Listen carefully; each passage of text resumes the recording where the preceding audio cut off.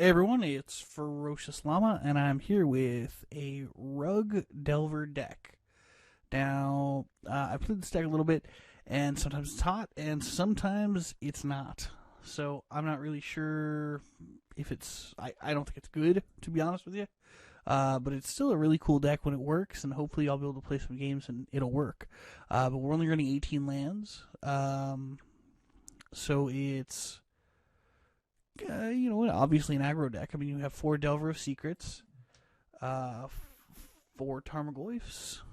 We have 3 Hooting Mandrills, which is our only Delve spell in the deck. And yeah, it would have been great if we had Treasure Cruise or Dig Through Time in this deck. It would have been insane, actually.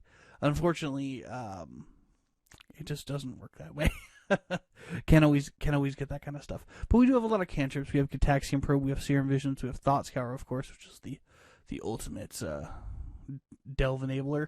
A couple of Vapor Snags, and then of course Lightning Bolt, which can bolt our opponent or function as removal, which is great. And then we got Electrolyze, Cryptic. They cycle. That's kind of the theme. All the instance sorceries in the deck almost cycle. And then we have. So it's basically just, it's kind of like red-blue Delver, except we put in some green.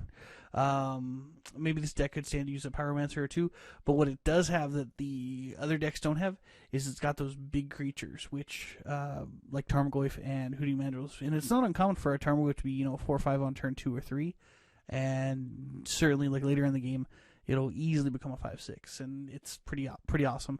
Hooting Mandrills, the trample I found is phenomenal on these guys.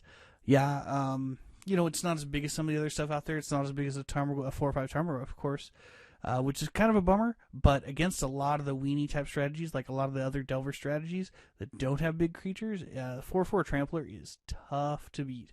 I've played against a lot of like creature decks, and 4/4 Trample is it's a formidable adversary. So that's always good.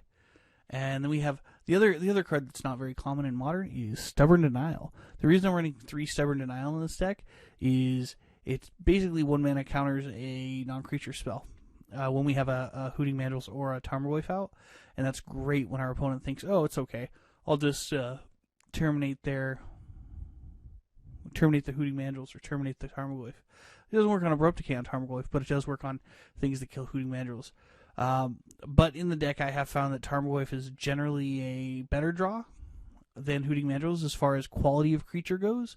But most of the time, because the deck is running very, very few land, only 18, which isn't a lot, what ends up happening is Hooting Mandrills only uses 1 mana, which is great because we do have these counter spells. We have a lot of reactive spells. We have Mana Leaks, we have Cryptic Commands, and yeah, a lot of times people say, Lightning Bolt, it can be an aggressive spell, but in our case, for the majority, it's a reactive spell. It's for killing our opponent's stuff.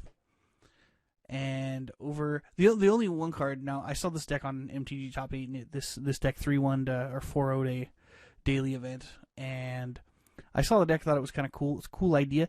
The one thing that the deck does have that I did not put in the deck was Disrupting Shoal, and the reason I didn't do that is because that's really, really, it's card disadvantage. I mean, I just remember when Travis Wu came out with Bear Ninja Delver. If you guys ever saw those videos on channelfireball.com, they were pretty cool. Bear Ninja Delver was a good deck, and it was powerful, and it was strong, and it had a lot of great tempo plays, which was awesome. But whenever I would play against that deck, because it was popular for a little while on Magic Online, every single time my opponent would play Disrupting Shoal, I'm like, please play Disrupting Shoal and pitch a card, because that's -1 card right there. Unless it was on like a cantrip or something, but even then, it's still kind of, the card draw is kind of lost. But anyway, I think that Disrupting Shoal is not that good. It's really bad card disadvantage, and maybe with the real low land count, it might be a good idea to have the Disrupting Shoals in here. But I just didn't see it, and I personally I don't like the card, so that's why they're not here. Then we got in the sideboard, we have Anger of the Gods to handle any other Delver decks. We'll just board out our Delvers, and we just have Tarmogoyfs and Hooting Mandrills, which survive our Anger of the Gods. Shatterstorm for Affinity, Blood Moon for Tron and other annoying decks. We only have two Blood Moons. We got 2 Ancient Grudge because I have faced a couple of the Lantern control decks, which are great for controlling your draws, but if you have anything in your hand, you're going to win the game. And then 2 Rending Volleys against Splinter Twin, of course, because this is the new Combust. New and improved, better Combust. 2 Dispels against control decks, just because we don't want to just get hosed by control who, counter all of our cantrips or, counter all of our creatures, stuff like that. So we like to have 1 mana counters in those sorts of situations, and we just go Tarmogoyf, and then they go, Remand or Mana Leak, and we dispel it, and then we're happy. 2 Feed the Clans against burn decks. A lot of times, if we can get an early Tarmogoyf or early Hooting Mandrills, Feed the Clan is sweet because it gains us 10 life, which is amazing. So, and then we can always snapcast them back if we have to.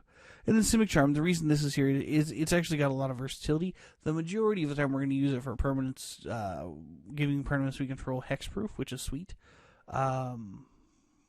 But it can bounce a creature, and it can pump our guy +3/+3. So if we're in like a damage race, it can do great things. The only thing is that giving us something +3/+3 in a damage race is kind of similar to returning a creature to its owner's hand. So maybe that creature with vigilance or Elish Norn or something. I don't end up playing it a lot,